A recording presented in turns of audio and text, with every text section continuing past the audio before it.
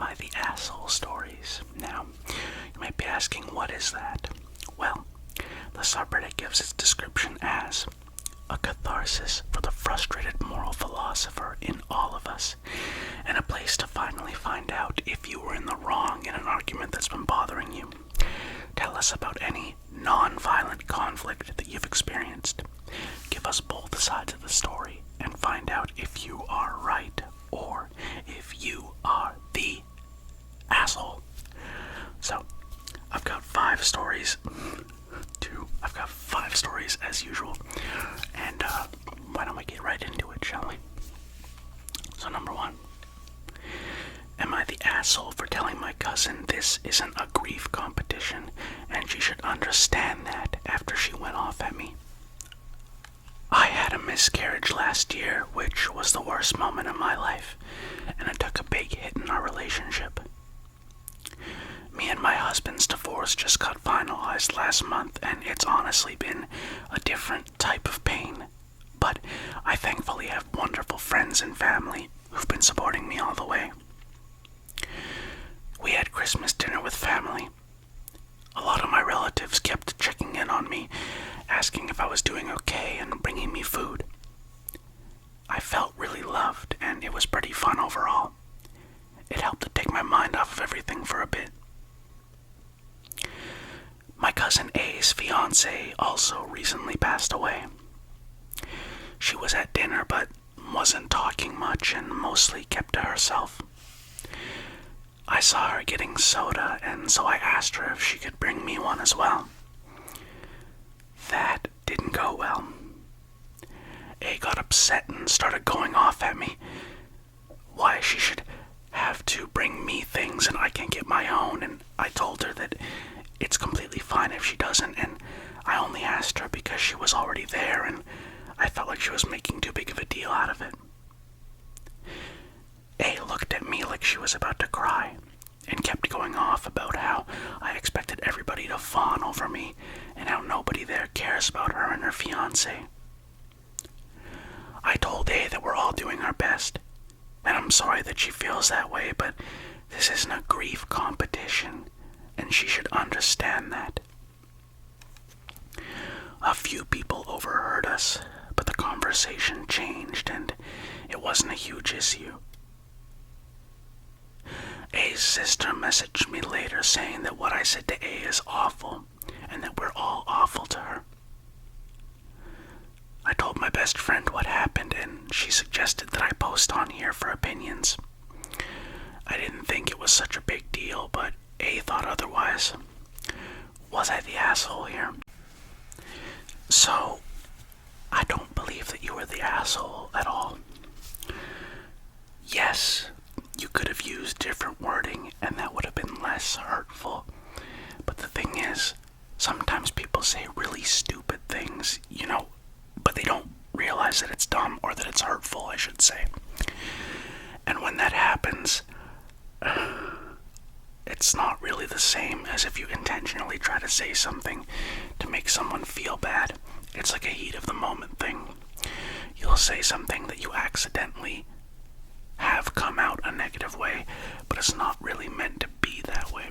I've had plenty of times when that happened to me, and I would hope that people wouldn't think I'm an asshole for just making a mistake like that, Yeah, you probably should have used different terminology, but I feel like intent more so makes someone an asshole, rather than if something happens they didn't really intend to be that way, So, I would say OB, not the asshole.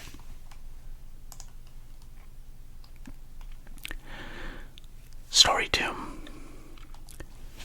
Am I the asshole for refusing to bend the rules on seeing my newborn just for one person, my sister-in-law, even if it's the only chance that she has to see him for months? So I, 34 female, gave birth on Christmas Day.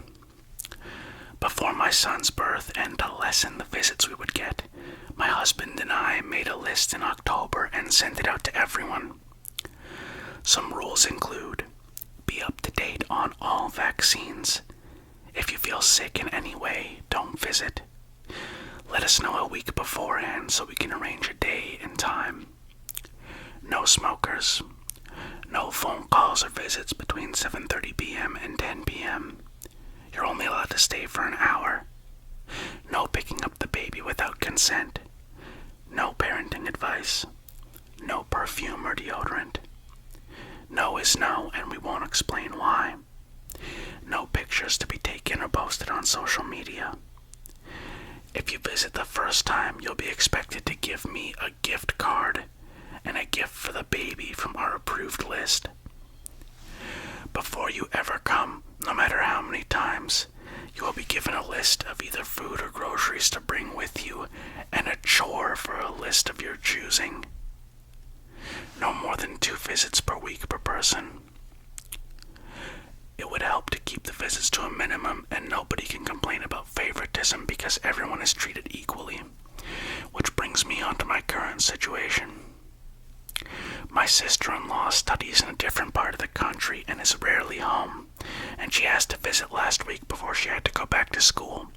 So we set up a date with a link to our gift list, and then sent her the takeout that we'd like, including the chores that she can choose from. She sent back immediately that she's broke and can do extra chores instead. Me and my husband talked about it and came to the decision that if we bent the rules for one person, everybody would want the same treatment. We told her no, and then we're very clear about our rules, and maybe next time she could visit. She begged and even said she would clean the whole house because it would be June before she'd be home again, and we simply texted no. She didn't reply. She left this morning, and we got multiple texts from my in-laws belittling us for using our child as a cash grab.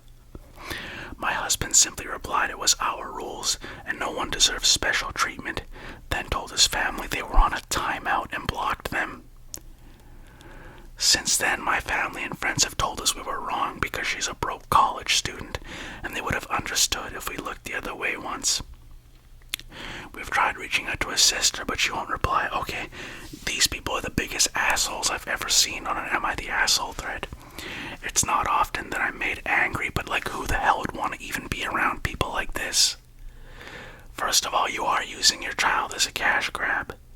Second of all, what's this forcing people to bring a gift card if they want to come and see the baby? Yeah, the child is your baby, and you should be able to, dictate when people can come see them. That's fine. But you can't just be like, oh, and you better bring us this, and this. It's like, no. What's wrong with you? Parents like this will either raise a traumatized child, a messed up child, or a mean child. I hope that the child is able to live with their parents somehow, because these parents are messed. They're messed up, man. You don't do that. And I can't even fathom how you could think that acting that way to people who are like your family and who want to come see your kid is acceptable.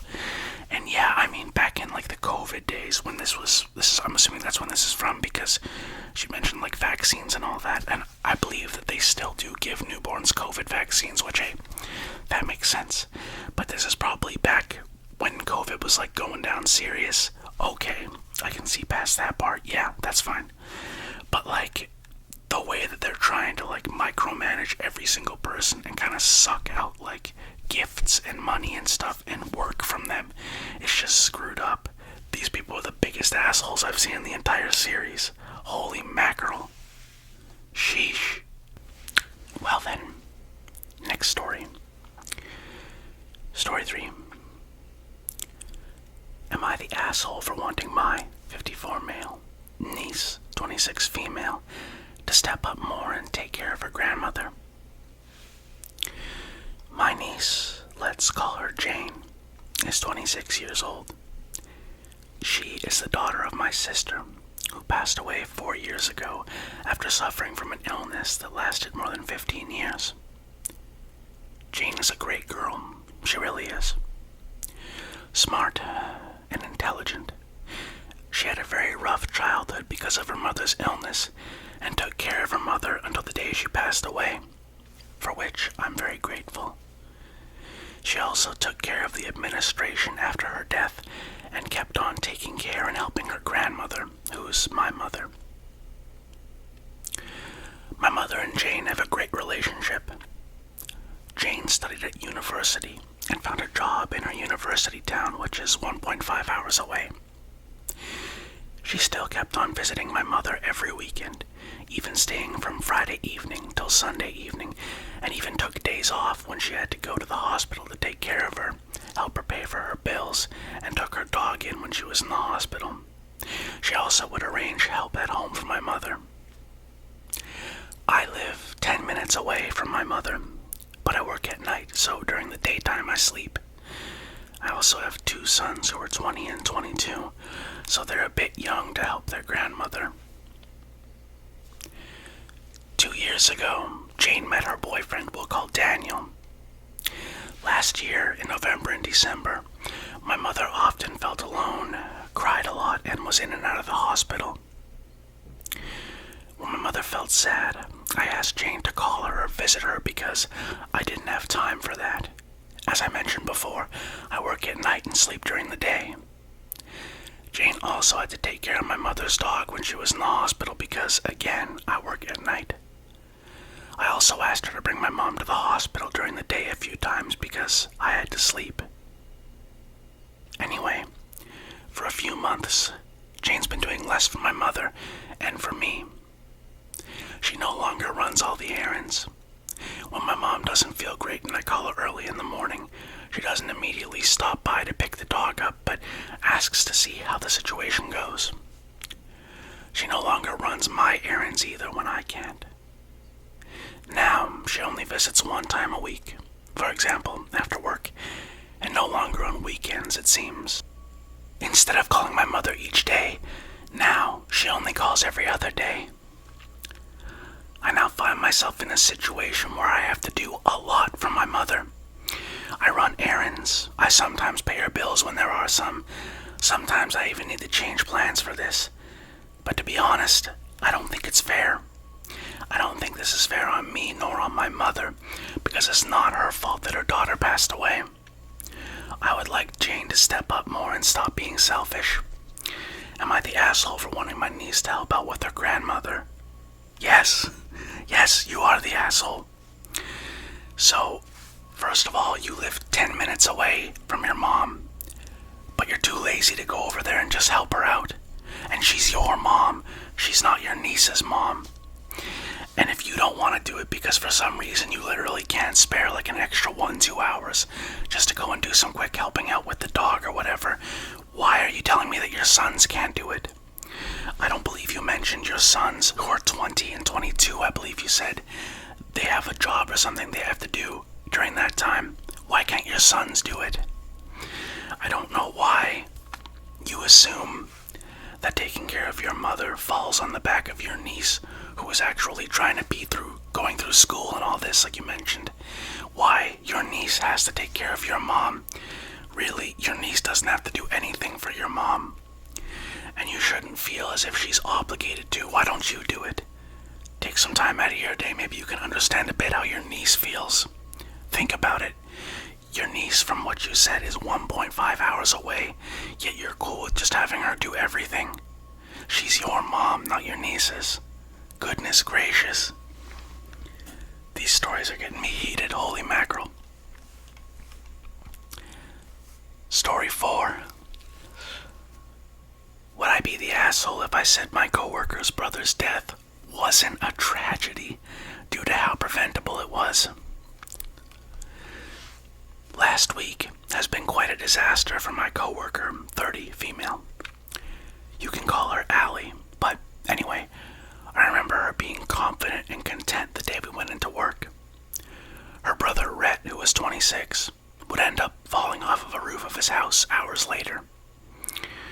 From what I've heard, he was conscious at the time of the hit and believed he was okay and he felt fine, so he didn't bother calling emergency services. It turns out he was really messed up internally and died. So when I found out Allie's brother died, I was in shock and saddened by her loss.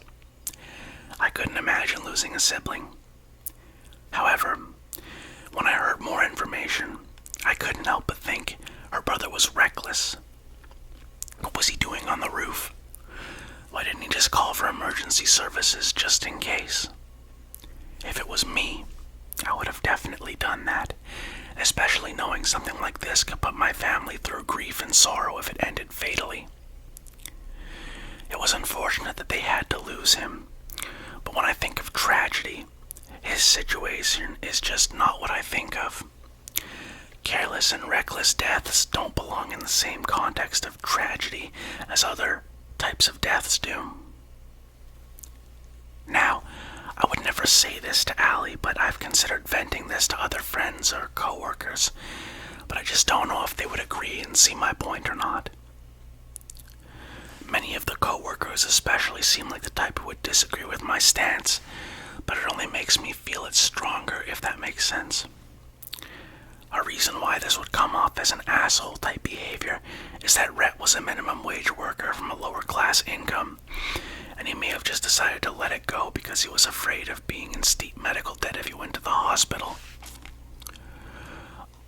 I do see the point of how class would have an effect on his death, but I don't know if that was really his reasoning.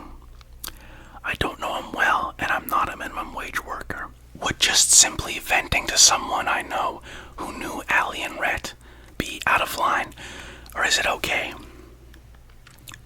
I don't really feel like it matters why he fell off the roof, you know? It's not... See, in situations like this, I find it kind of a bit difficult to understand where people are coming from. It's not that he was a minimum wage worker or something, or lower class compared to you. The tragedy is that he fell off the roof and died, and if anything, it's even more of a tragedy because he was still okay. It could have been prevented. OB, I would say you're the asshole if you move any further with that. Just leave it. It's not your business anyway. Do you get what I mean? The tragedy, like I said, is not... you're not understanding what a tragedy is. Yes, there are tragedies like earthquakes, terrorist attacks, things like that. Yes, those are tragedies. Personal tragedies are when a preventable death happens for no real reason. And yeah, I guess if you really want to be judgmental, you can be like, oh, well, he was dumb for doing this and that. But it's like, don't you have anything better to do than sit here and get mad about it? And it's really none of your business. Like I said, it's not your thing to get mad about. Just accept that that happened. Accept that Allie's going through stuff. And leave it at that. You don't have to make everything a huge conversation or argument, you know what I mean? Just kind of mind your business, I guess. So OB's an asshole if he continues on with it, but right now he's just really not understanding humans, I guess, if that makes sense. Now, story 5. Am I the asshole for telling my daughter I couldn't have known my parenting style would cause mental issues and say it's partly just her personality? Me, 62, and my oldest daughter, 28, always have had a rough relationship. I had post-traumatic stress disorder after fleeing my home country, and looking back, I might have also had postpartum depression after she was born. I admit I've been very hard and strict with her, more than I did with her younger sister, who's 24. I raised my daughter with outdated, non-Western principles. I see that now. But back then, it seemed right because I was raised the same way. My daughter has been struggling with depression, and in my attempt to understand why we got into an argument, I've tried to talk about it a few times, but she never wanted to. Today, she was upset about her grades. She's a master's student. She passed all her exams, but she gets very upset and frustrated when she doesn't get the highest score. I was trying to calm her down and cheer her on. At one point I asked her, "Why are you like this?" She got furious and told me that me and her dad were the reason why. that her whole life she had to earn our approval. She brought up the time where she scored middle education instead of higher education. Our country has a 3-school system depending on your degrees. Me and my husband were very angry and disappointed with her at that time. We didn't talk to her for 2 weeks and she could not eat with us at the dinner table. She ate in the kitchen standing up or would put her plate in front of the door and knock. I'm very embarrassed looking back at it, and when I brought it up, I got tears in my eyes thinking that I did that to my child. I told her that, looking back, we see that negative reinforcement wasn't the right way to do things. I told her that we fled our home country and started over elsewhere for her future, so it was and is really important to us that she and her sister get high degrees, a good job, and a good salary so they have a better life than we had. It was frustrating to us to see that she could do better than average or middle, but we handled it wrong. I then said, but we could have never known it would have such effects on your mental health when you got older. Your sister was raised the same way and isn't so insecure, so it's also a little bit of you as a person. The conversation then escalated. She asked me where I got the nerve to blame her personality, while her whole life we made her feel like she had to earn our love and approval. She said this affected her life in every aspect, and it's why she has such depression. She called me an asshole and said that I was basically saying she has a weak personality and couldn't take it. I know we made horrible mistakes and I'm ashamed of some of the things I've done, but I feel that it's true. Her sister was pushed the same way and isn't so insecure, to the point that it affects her mental health. In fact, she isn't insecure at all. My husband said there was no reason to bring that up. I believe it's not completely our parenting style that caused her depression. Am I the asshole for saying that to her? So this one's a bit more nuanced. I think that when you take a style of parenting from another country, right, it really works best in that country. And when you leave somewhere, you have to kind of change it up. Because yeah, within your walls, you might be living a similar lifestyle to how it was back where your original country was in terms of parenting and family dynamics. But once you leave those walls, once you leave that house, it's a different world. So why would you not expect that all that outside stuff wouldn't have another effect on her? Maybe where you're from, the other kids would just see it as normal, right? But she had such a different world from where you came from that she was looking around and seeing, hey, these people around me don't have to go through this. They don't have to have this pressure on them. Look at them, they get to thrive. But me, I've got all this stuff, like this albatross around my neck or whatever. If I don't do exactly how they think I should do, my parents, then I'm screwed. I'm gonna amount to nothing, right? Even though that's not the case. It's good that you changed up your views and realized that you did it wrong. But I just feel like you should have earlier changed up your parenting style a bit, you know? And again, I don't have a family yet. I hope one day I will, but if I can see that stuff works better, I'm gonna do that. I'm not the kind of person who will just stick to, oh, this is what I think is right and there's 100% nothing that can change it, you know what I mean? And I don't believe that you're the asshole OP for saying that, but I do think you're wrong, you know? Like, you have to understand that, yes, you caused a bit of that depression because now there's all this pressure on her, right? And she had to deal with that her whole life. And now you're still coming down on her and insulting her personality, and it's just not right. I do wish you well, and I hope that you'll be able to kind of fix this up and be happier moving forward. And I wouldn't say you're an asshole of a person.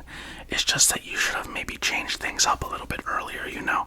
Because the way that you're brought up in childhood, and I know this personally, the way your parents bring you up can have long-lasting effects and scars when you get older, and it can kind of edge people towards a negative path, even if that's not what the intention was. So, that's the end of the Am I the Asshole video today.